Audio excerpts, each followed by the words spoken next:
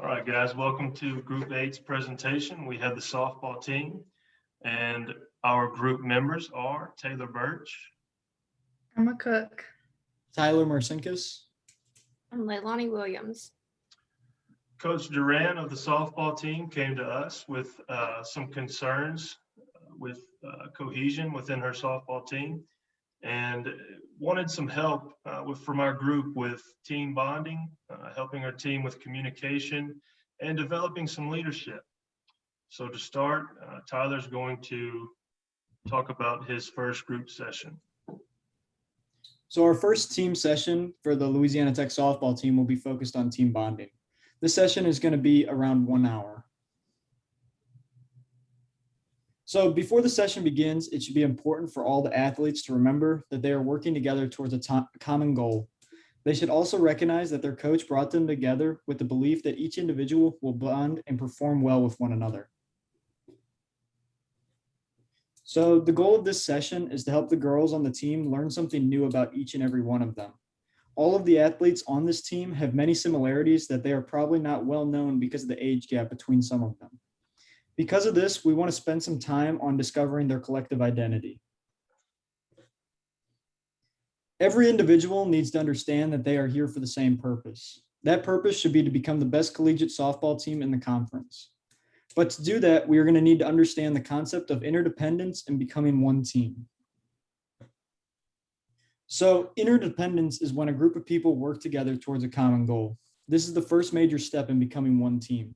However, a lot of interdependence stems from communication. Interdependence cannot begin without proper communication. So the next major key to team bonding is building mutual respect among team members. This goes right in line with treat others the way you want to be treated. Everyone has heard this at least once in their life, but to get a greater understanding for respecting one another, we need to start with defining humility. Humility is having the self-awareness to recognize what you're good at and what you're not good at. So this session was important in stressing the importance of developing team chemistry. Without team chemistry, there is no team bond, and with no team bond, there is no chance of having the same team goal of being a competitive collegiate team. Finally, at the end of each practice or game, all of you will be asked to reflect on the communication you experienced among team members after any competitive event. I will also ask each individual after these events, what do you think is more important, team success or their own personal goals? After I have gathered all of this information, we will discuss in the next session on what we observed at these events, and we will continue to focus on working as a collective unit to accomplish team goals. All right, I'll be leading this next session, which will also focus on team bonding. And what I have planned for this session is team building exercises and a communication activity. The allotted time given for this session will be anywhere between 15 to 30 minutes. The purpose of the session is to try to draw the team together and focus on the basics of respecting one another as well as trusting and valuing each teammate. All players should come with an open mind, positive attitude, and should be able to identify how they appreciate one another as teammates. The main goal we want to get out of the planned activities is for the teammates to uplift each other and gain perspective on how they are appreciated, and for them to be able to put their differences aside to work together towards a common goal. A vital part of being part of a team is having mutual respect and trust for one another. Likewise, being able to communicate and work together is important. Without these concepts, a team cannot function efficiently and will be weak. All the players want to be a successful team, but if they aren't able to put aside their differences, then they cannot achieve that. We need to work on the team's ability to collaborate and appreciate every player and their role. Then to follow, I will give each group a piece of paper that has an open-ended problem on it, and it's their responsibility to solve the issue as best they can and work together. We will start with dividing up into groups, and each of you will take turns contributing compliments to one another or what you respect about them. I will assign you all into groups of 3 or 4 with others that do not socialize regularly and aren't in the same cliques. This will incorporate player appreciation and how you value your teammates. Then to follow, each group will find that on the handout provided, there is an open-ended problem that needs their attention addressing. They will have to work together to create a solution and present it to the team. In this activity, they will work on important attributes of being an effective team as listed.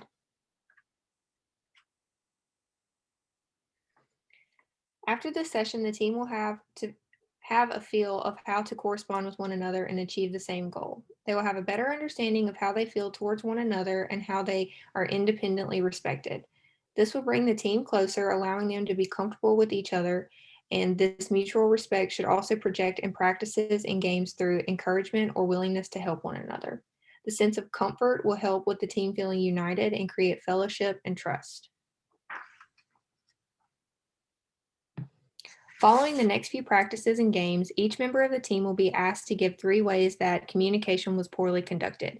If some of the players list the same reasons, it'll be their responsibility before the next practice or game to come up with how it can be better implicated for future improvement. They will also have to compliment another teammate outside of their former clique before they are allowed to leave. The instructor will take note on how well the team is interacting with one another to see if there is consistent progress. And Taylor will instruct the next session for week 3. Our third group session will be goal setting from a democratic approach, where each team member, of course, has input. This session will last 1 hour. First, we're going to set the bar to a realistic height of what we believe this team can achieve, realizing that each step along the path is of equal importance and that hard work can be made easier when shared with teammates working with a common purpose. Next, we'll set long-term goals of where the team wants to be at the end of the season in terms of conference or national standings, team stat lines, and of course, academic standards. Then we'll set a list of short-term goals that are going to serve as the stepping stones to eventually help us obtain our long-term goals. These will consist of periodic growth in team stats and of course, GPA tracking. We will also implement strategies that keep us on track towards obtaining our goals. The unit will discuss and decide on specific workouts, practice drills, and game strategies, followed by creating a unique reward system that keeps us motivated to continue the process. Now we've painted a clear picture of what it's going to take. We can all agree to hold each other accountable and take action in order to make this process ours. The next time we meet, we'll talk about how far we've come, tracking progress, and adjusting our pace and structure if needed. There will also be some group evaluation of any accountability adjustments that need to be made. To conclude this session, each team member will fill out a post-evaluation sheet to check individual confidence in each goal and for players to have a copy in their lockers. Coach Duran has agreed to post a sign with long-term goals in the locker room and then put the short-term goals posted in the dugout so that we see each time we get onto the field. Now Emma Cook will present our final group session. So for week 4, we are going over leadership, and this will take about 30 to 45 minutes. And all of the athletes need to remember that they were all brought onto this team, and they're all a part of the same team, and different types of leaders can emerge. The goal is to build confidence within one another and then talk about what each player wants from their leaders. So the first objective is to learn the factors of being a good leader. And in this, I would have to tell them the difference between prescribed and emergent leaders and how their prescribed leaders are going to be their captains. They're the ones that their coach has appointed and put them as captains. Then there are also emergent leaders who are going to be those athletes who just come forward, and some people see them more as leader than others, and that's okay on a team. And then we're going to also establish extra leadership roles within the team, because even though there are captains allotted, different people can have different leadership roles. It doesn't have to be strictly set upon the captains. And so we're going to have everybody on the team write what they want and expect from a leader, so that way all the leaders on the team can help to achieve that goal. And then we're going to work to start developing the confidence within each other. And then I would like to just meet with the team again and just discuss if they've developed their roles and how the roles are playing out. And now Taylor's going to introduce our individual scenario. So a few weeks into our group sessions, we were approached by one of the players, Sophie, and she expressed some concern with her individual performance and asked for our help regarding her pregame anxiety, which she said she felt that she was a completely different person when a game started. And of course, she had fear that she'd be injured, and to the extent that she was so scared that she would not be able to afford college without her scholarship. And so if she were to be injured or perform poorly, it strengthened her fear of losing that scholarship. So now Tyler's going to start with our individual sessions with Sophie. So the first session for Sophie is going to be on the topic of focus and concentration. This topic will last approximately 45 minutes. The goal of this session is to help Sophie perform at her highest level. In order to do this, she will need to learn how to deal with pressure, block out irrelevant information, and gain confidence in her own ability. Before we start, I would like to start with a quote from Zig Ziglar. When you focus on problems, you get more problems. When you focus on possibilities, you have more opportunities. This scenario will be true for every problem you might face in life. This can be true on the softball field or in general in everyday life. So that leads us into our next topic. Concentration is a person's ability to intentionally make a mental effort to center their attention on the most important aspect in a certain situation. In order to be successful in focusing and facing your fears, we must develop a strategy for you to stay focused for a longer period of time. So the two strategies I want to focus on are the self-talk strategy and using cue words. The self-talk strategy entails running through your mind what to do when the ball is hit to you or when hitting the ball. This strategy will help improve your concentration and make you more optimistic for that in-game scenario. The second strategy will use cue words for competitive situations. This will help you refocus when you are potentially distracted or tired. The goal is to be focused every play to help play at the best of your ability. Finally, we will track your progress by using a questionnaire that will involve determining your focus and concentration before and after competition. I will also ask you what strategy did you use during the game and if you felt like it affected your performance. After this, I will ask you a series of questions on aspects of the game to determine your overall mindset and focus.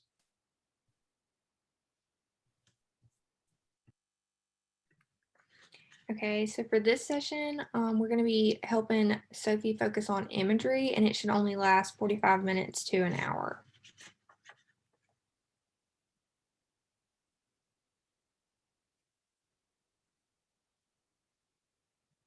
Imagery will be used in order to mentally prepare Sophie for effective performance in competition. We will attempt to rehearse a batting simulation through visualization in order to simulate real sensory experiences for Sophie to identify and get used to. Initially, Sophie will take a movement imagery questionnaire, allowing me to see where her imagery ability stands. Imagery should help Sophie improve in her feeling like she has blinders on or cannot remember important information, as well as her extreme anxiety before entering a game.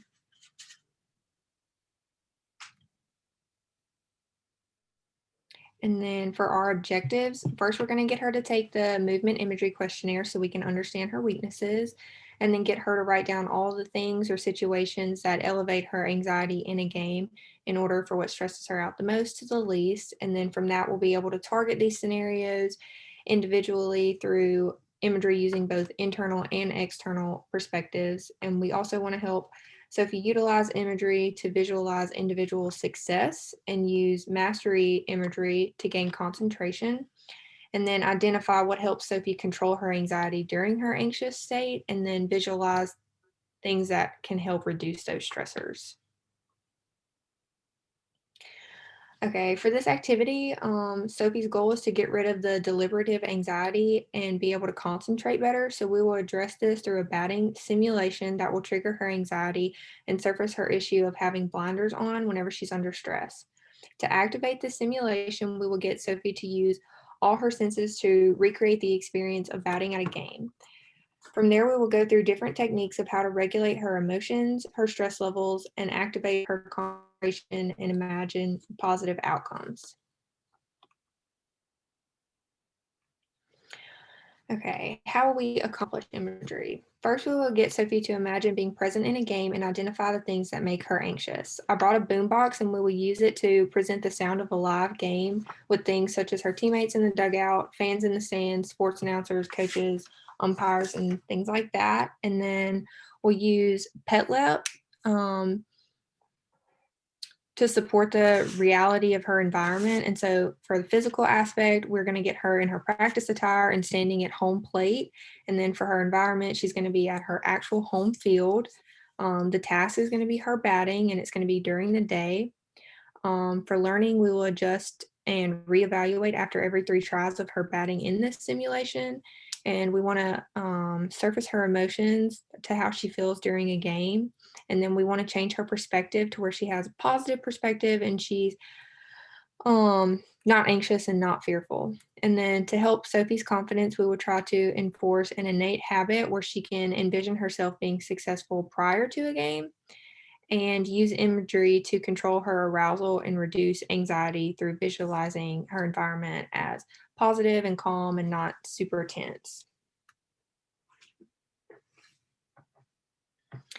Once we've gone through the technique of imagery, we will continue to practice it so that Sophie becomes comfortable with them. And then after this session, Sophie will have a better understanding of how to use imagery as a resource in her games to enhance her performance and anxious state. The use of mastery imagery will also help her self-confidence, and we will evaluate how she does when batting and how she will manage to stay concentrated. She will be able to repeat them and utilize them on her own time outside of practice as well. And Emma will take over for week 3. So for week 3, we're going to be going over anxiety regulation. This is going to be about 45 minutes to an hour. And then Sophie needs to remember what she's learned in her previous 2 weeks on imagery and focus and concentration. And then the goal is to acknowledge that her anxiety can be used in a positive manner and to find ways to help reduce and regulate her anxiety. So the first objective would be to identify which part of softball causes her the most intense anxiety. And then we're going to talk over the difference in trait and state anxiety. So that way she knows that even though trait is just her baseline anxiety, it's okay to have anxiety, but then that state anxiety is what's going to add on in these situations in which causes her more.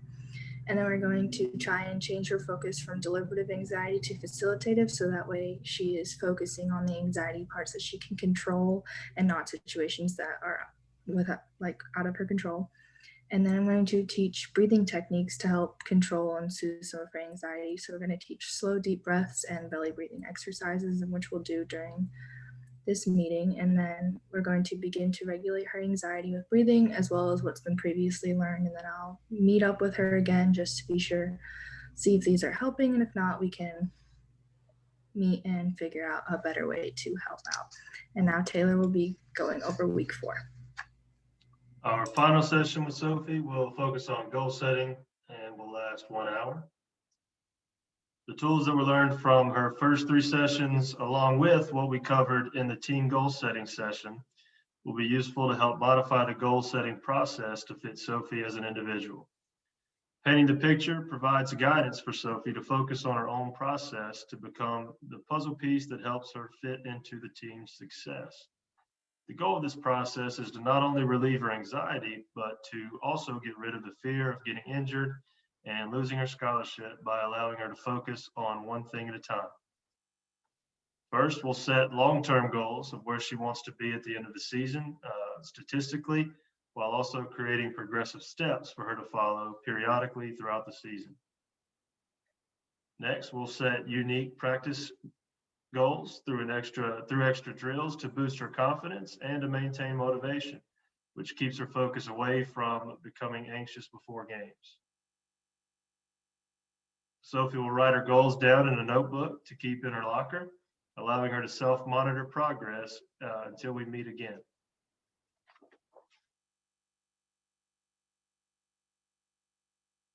Strategies will be set in place to achieve these goals at a flexible pace, all in order to ease her anxiety and help Sophie play to her potential as comfortably as possible. Sophie should now be able to focus on her checklist and taking things one step at a time to achieve her goals. The next time we meet, we're going to review her checklist and modify how she holds herself accountable if needed. To conclude Sophie's session, we will complete a post-evaluation survey to check her confidence with each goal that we set. And she'll have this list to keep in her locker in order to make notes of progress and, of course, adjust as needed, whether she is progressing at a stagnant pace or declining. We can adjust. And that is all for the Group 8 softball presentation. Thank you for listening.